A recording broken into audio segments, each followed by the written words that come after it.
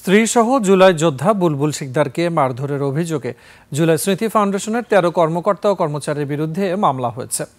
আদালত অভিযোগ আমলে নিয়ে সিআইডিকে তদন্তের নির্দেশ দিয়েছেন। অভিযোগে বলা হয়েছে, জুলাই ফাউন্ডেশনের কর্মকর্তা কর্মচারীরা আরও কয়েকজনকেও নির্যাতন করেছেন। সহকর্মী আরিফুল ইসলামের তথ্য ও ভিডিওতে রাশেদ রায়হানের রিপোর্ট। আপনার প্রিয় কাপড়ের যত্নে এলো এনজাইম সমৃদ্ধ Arik silver wash detergent powder 500 গ্রাম মাত্র 70 টাকা। প্রিমার্ক।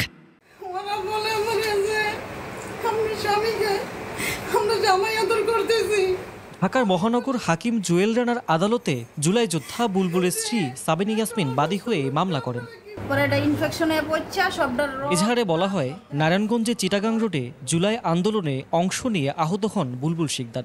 ১৯ জুলাই তিনি হাসপাতালে ভর্তি হন। হাসিনার পতনের পর জুলাই ফাউন্ডেশন থেকে সহযোগিতার ডাক পান। ২০ মার্চ স্ত্রীকে নিয়ে জুলাই ফাউন্ডেশনের অফিসে যান। তার স্ত্রীর অভিযোগ, সেখানে উপস্থিত হলে তদন্তের নামে তাদের নির্যাতন করা হয়। সত্য কথা বলতাম, আমার গাল ধরে মুখে চাপা মারছে, চুলে ধরে টান মারছে, চুল ছিড়ালা। তুমি কম তোমরা বুয়া হতো, আমি কিভাবে বলবো? পরে এইগুলো বললা আমার সারাটা রাত্র এভাবে এরা করছে, নির্যাতন করছে। নির্যাতনের ফলে মানসিক ভারসাম্য হারিয়ে ফেলে। পরে তার উন্নত চিকিৎসার জন্য মানসিক হাসপাতালে ভর্তি করা হয়।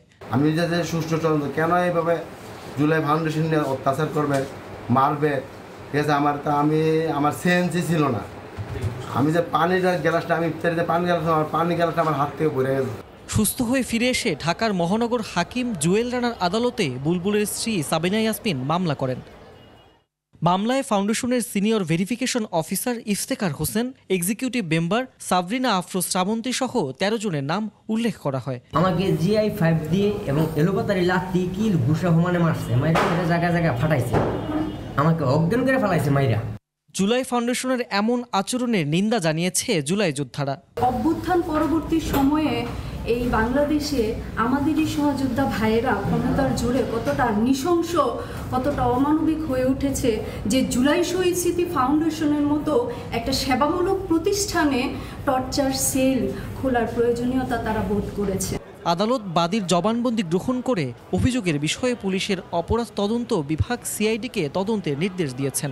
মানবজমিনের একটা পত্রিকার একটা রিপোর্ট, জুলাই ফাউন্ডেশনের জিজ্ঞাসাবাদের নামে নির্যাতন অনুসন্ধানী একটা রিপোর্ট আছে।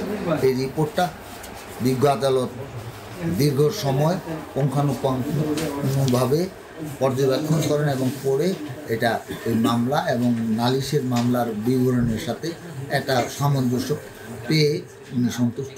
এই মামলাটা আমলে নিয়ে সিআইডিকে প্রতিবেদন দাখিল করার নির্দেশনা প্রদান করেন। রাশেদ রায়হান, ২১ টেলিভিশন, ঢাকা।